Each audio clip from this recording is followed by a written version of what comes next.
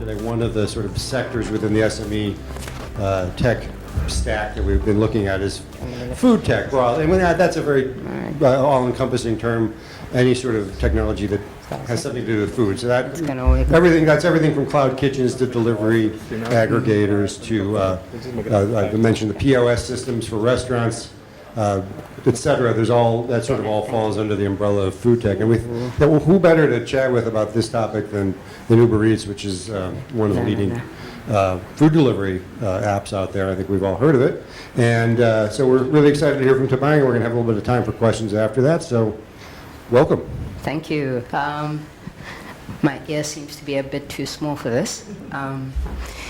Afternoon, everyone. I'm here to talk a little bit about innovation in food tech and introduce a couple of concepts around online food delivery, how Uber Eats works. Actually, I was just having a conversation with one of you, Tammy, I can't see him, and he asked me, how does Uber Eats work? So, I'm pretty keen to kind of shed a little bit of light on that, as well as take you through a couple of trends that we're seeing in the market.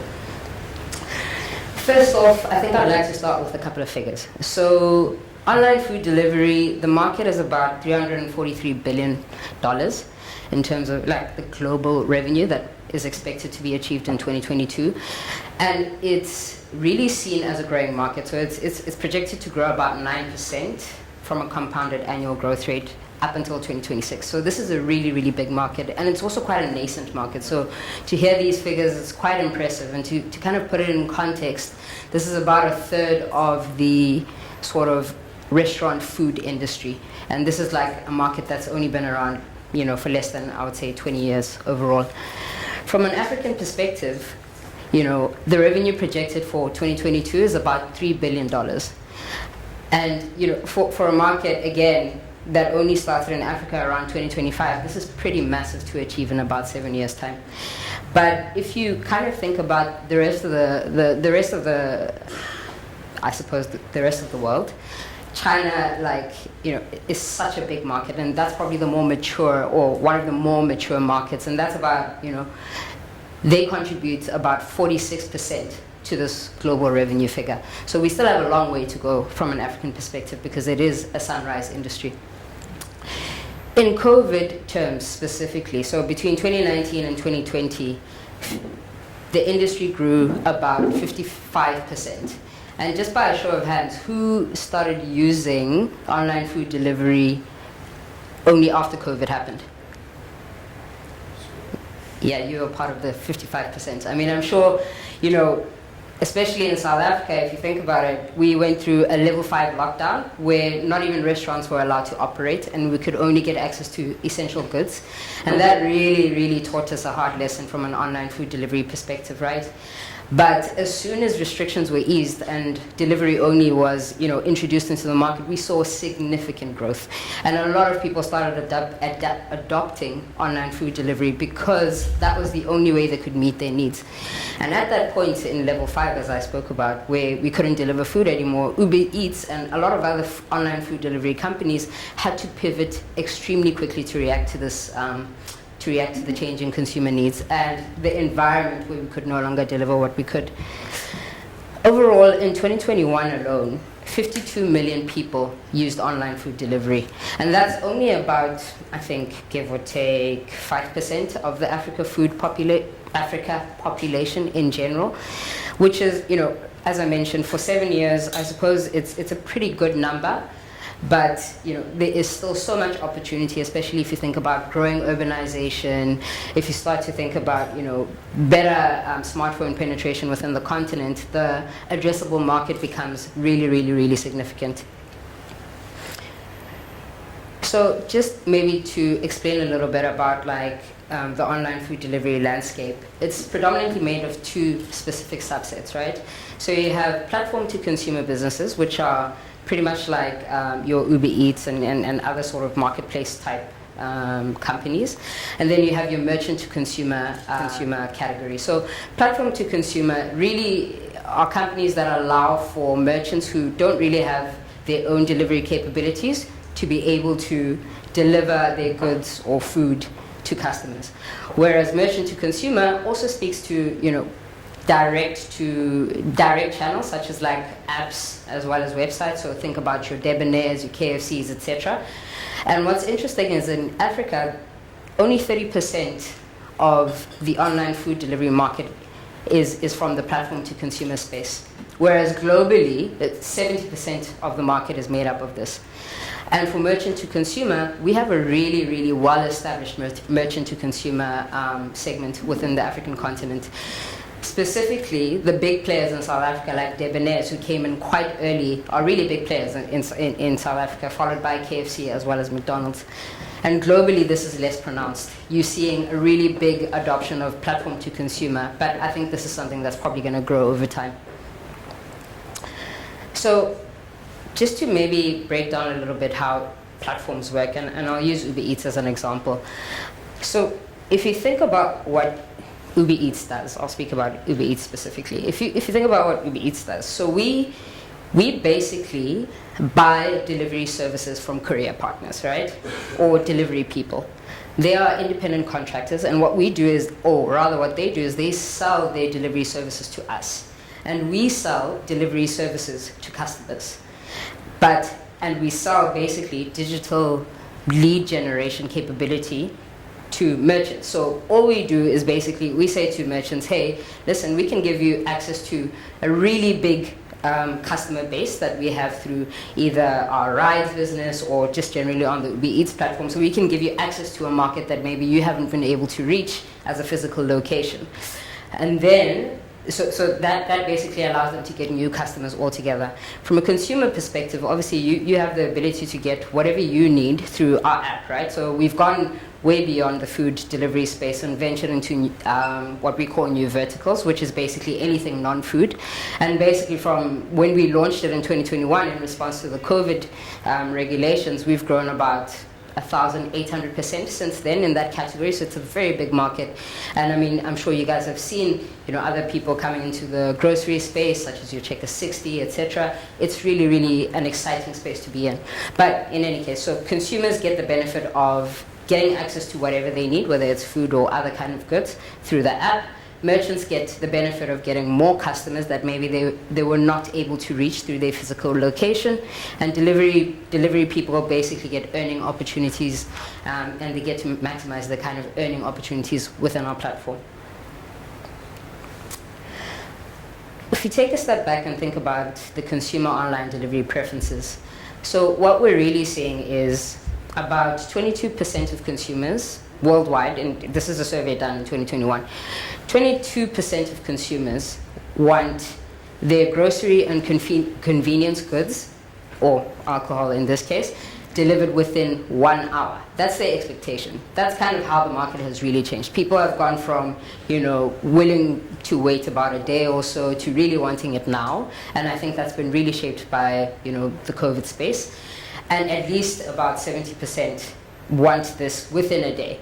And this puts a lot of pressure on SMMEs and their ability to deliver this, especially if you don't have delivery capabilities, which is where online marketplaces come in.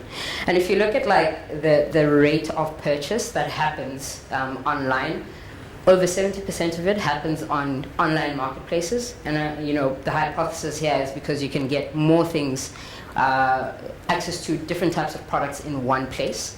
And obviously, it's still quite entrenched. The retailer website space is still quite entrenched, and people really do prefer to go there, especially when they can't find the goods that they're looking for inside a marketplace.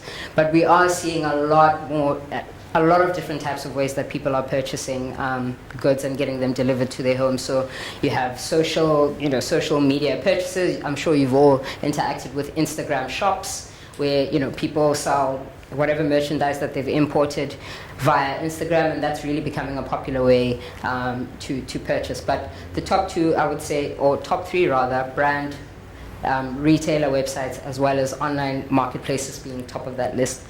We're also starting to see that a lot of people are buying more and more things online, especially things like health and beauty. And I think specifically on the health side, or over-the-counter medication, which is more typically found in, on-demand delivery. And that's really been spurred on by the fact that people don't want to, when you're sick and you have COVID, you don't have the luxury of going out there and purchasing medicine over the counter, so you would much rather get that delivered. So that's really created a market that probably didn't exist before, or didn't exist to such an extent from an online delivery space.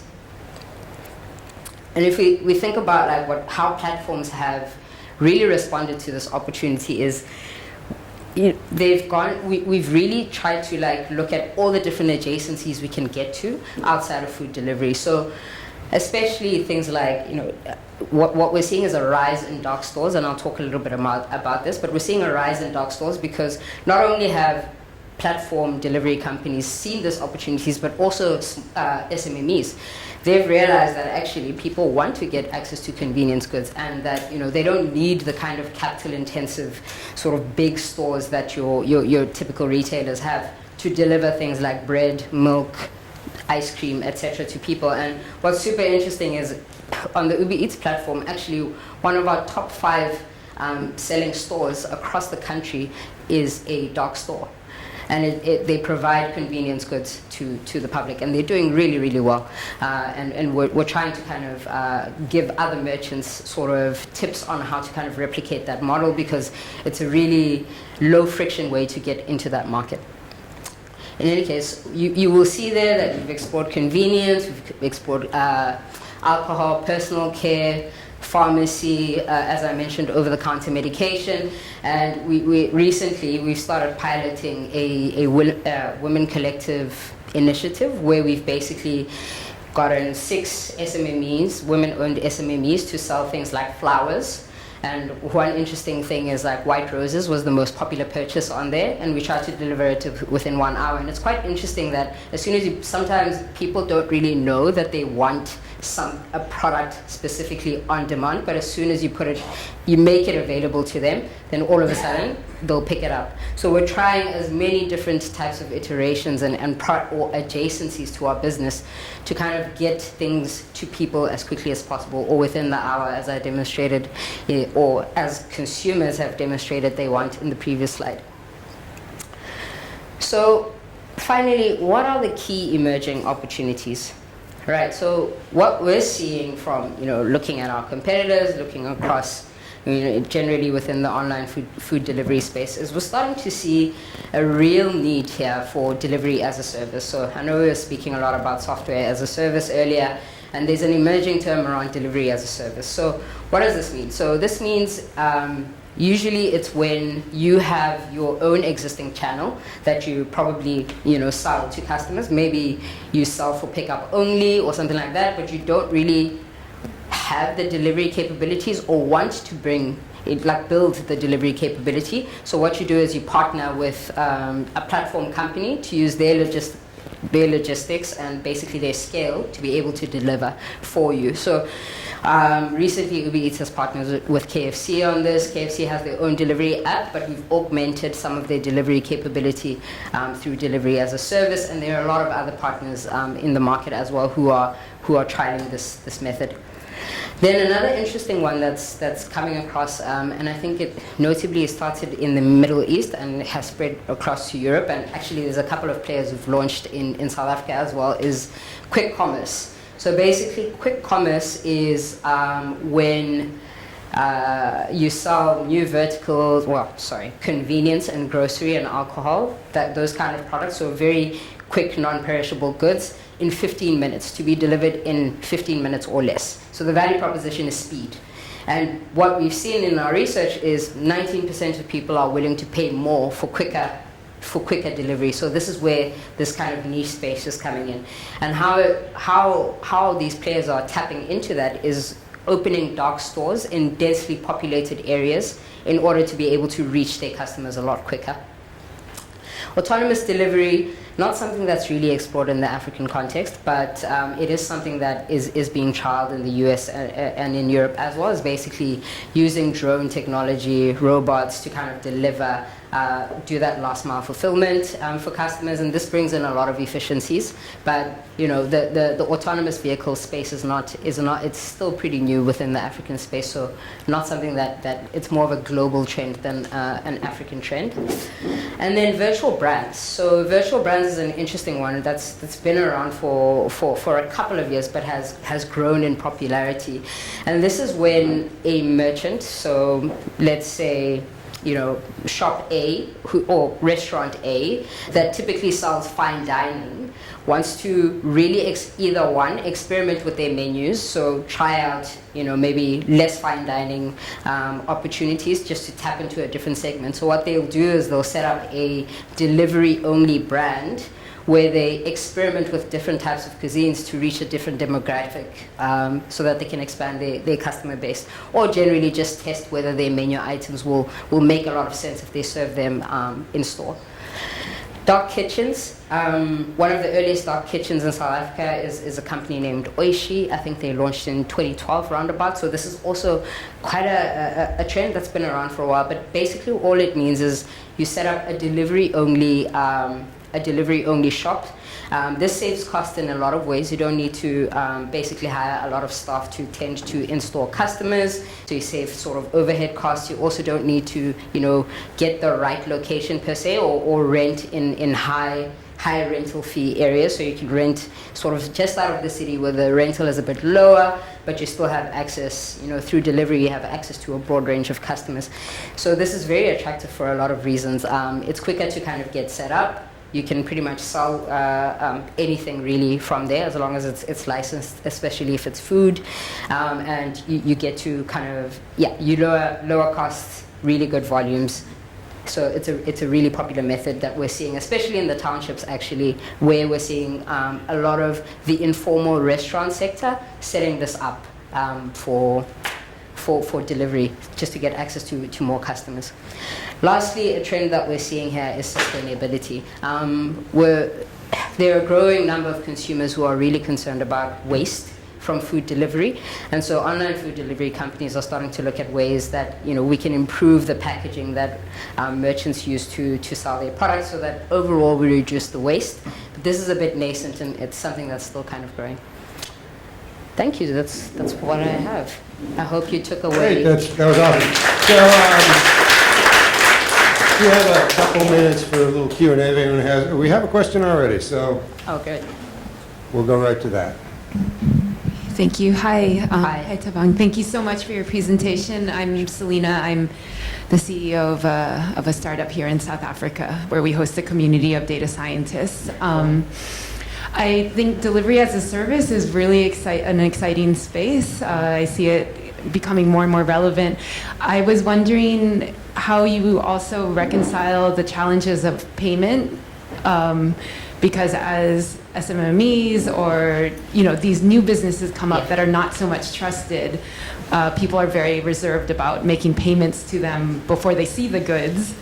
So I was wondering about that, and I was also wondering, you're in charge of strategy, and I guess what are kind of the next steps in your area? Sure. That's an interesting question along payment.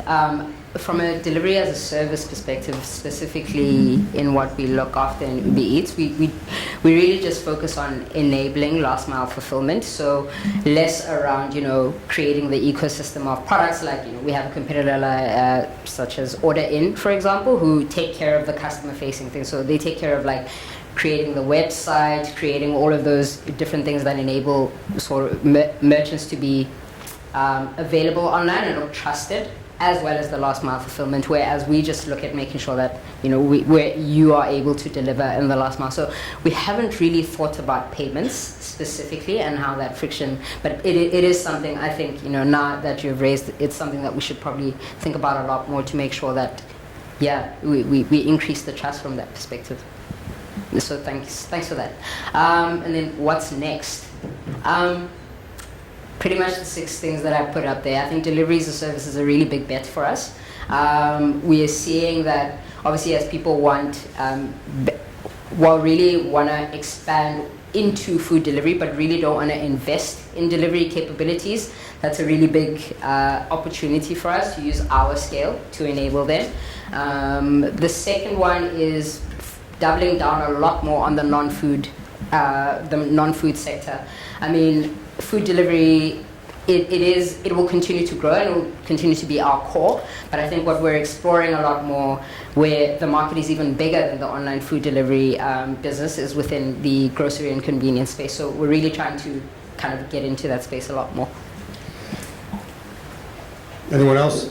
So you alluded to something that was interesting, was the idea of people in townships starting up virtual restaurants. Yeah. So I'm just curious, both in the sort of the virtual ghost kitchen or virtual dining, Yeah. and also dark stores, how much of that are you seeing coming from like small, like micro startups versus an established restaurant doing the extension brand like you referred to as well? Yeah, 100%. So I actually,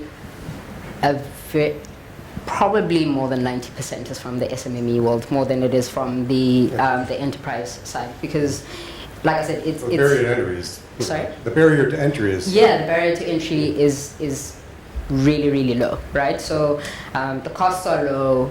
You can pretty much start it up in a couple of weeks. You just need to, whatever inventory it is that you're going to use to sell. So it's a lot more attractive to people trying to get into the market than, the more established brands. I think with the more established brands, they feel as though, the brand is what sells. So they prefer to actually use, the name than sort of hiding behind a dark store and using that kind of vision. But the counter argument on the virtual brand is that, and I don't know, maybe it's less true here, but broadly, is the storefront is the ad for the business in a lot of ways. Yeah. So you miss out on that, so you end up having to spend a lot on digital marketing, et cetera, or to be candid, you're over-reliant on an aggregate. Fair enough. Fair enough. It is. I suppose you do rely a lot on aggregators, right? Mm-hmm. Like as you mentioned, but that is in effect how you want to enter the market. Mm-hmm. But if you look at, for example, as I mentioned, Oishi, they launched way before we even came into South Africa, right? And they had their own website, but they operated as a dark store entirely. Mm-hmm. So there are different brands who are also just going directly to consumer, but I think you then tend to spend a lot more, as you mentioned, on digital marketing to get to the customer, whereas getting on the aggregator is basically having the ability, we generate the leads for you. Right. And you capture the customer, and you can choose to also, augment your service using direct channels if you like. Yeah. Yeah. So in all those strategies, I'm going to make sure there's no one else. Oh, we do have one. Okay. Sure. You have a question up here. Hi. Sorry, I just wanted to ask about the issue of regulation in South Africa. Is that not a big risk for you, especially concerning the independent contractors versus employees? Is that not a threat to the platform? You mean Regulation of the independent drivers? Because your drivers? Delivery partners, right? Yes. Is that what you call them? Independent. yes, the independent. I'm selling you their delivery contractors. service. Right. They recently had a 3-day shutdown because they want to be considered as employees. I'm just looking at that from a risk perspective. There was also Does that something in the impact Middle you? East recently. This is definitely something that's growing like globally. You'll see quite a couple of this coming up time and again. But we believe that really what's important is, or for us, is to make sure that we are maximizing the earning opportunities for delivery people. And through the 3-day shutdown that you're mentioning, we did follow. After that, we followed on with, a couple of roundtables, discussing with them exactly what their needs have been, or trying to understand what it is that they are trying to solve for with this sort of request to be seen as employees. But what's actually quite interesting is when we speak to delivery people, they really do value the flexibility that comes with being independent contractors over being, employees. But we do recognize the fact that there is a growing risk. What we're doing is trying to engage them further to understand where that risk is coming from and to understand what it is, how we can meet them in a way without basically changing too much the structure of how we operate in this model. One more right behind you. Hi, thanks a lot for the presentation. Since you're in the space of last mile delivery, I'm just curious. Sorry, I didn't catch. Since you're in the space of last mile delivery, I'm curious, have you guys thought of serving customers who do not have like an official address? Who don't have an official address? Yes, or say, yeah. Yeah. So Just this. to make sure they're included in your Pick up service, points or right? something like that, or, you know. Yeah. Actually, when we moved into the township market specifically, we did, that was the first time we encountered sort of that problem where you don't have an official address. But really, all we need from you is where do we pick up the food. That's actually what we collect, is where do we pick up the food, and is where you are preparing the food or selling the goods, does it follow health and safety sort of regulations, right? So in a way, it hasn't been a challenge because you dictate where you want us to pick up from. Like whether where you prepare and where you pick it up is different, as long as we have the delivery of where the delivery person basically needs to go pick it up from. So it hasn't been a challenge per se, because usually like one such dark store actually operated elsewhere and put their pickup point elsewhere, and what they did was kept going to that location to kind of drop off all of the orders, which introduces a bit of friction. So it's not a very good customer experience, but it is a way that people work around that aspect. The same if your customer, the one who wants to receive the goods, if they do not have an official address, it's also some ways to communicate to the driver. Yeah, you can communicate to the driver. Usually you need to put some kind of address that we need to deliver to, as long as you are present wherever the delivery person basically drops it off. That's not a problem. So it can be where you stay, or the nearest point that we can pick up from. But personally have not yet seen any sort of complaints around that, but it could be interesting to see if there is a challenge from that perspective. But for now, I mean, we operate mostly in metros and townships, so we haven't gone much further than sort of the township areas, which I believe probably in more rural areas that might be more of a pressing problem. Cool, thank you. Sure. Okay, last quick question is that, I think it was late last year, McDonald's took out some patents for metaverse-based food. I didn't make your strategic list, and I kind of get why not, but just I throw that out there. Make it on the whiteboard at any point. Food in the metaverse. Yeah. Not on our radar yet, but it is I would say not on our radar yet. Okay, yeah. that's an answer. Yeah. All right. Okay, we're happy to end it there. Thank you. Sure. That was a lot of fun. Thanks.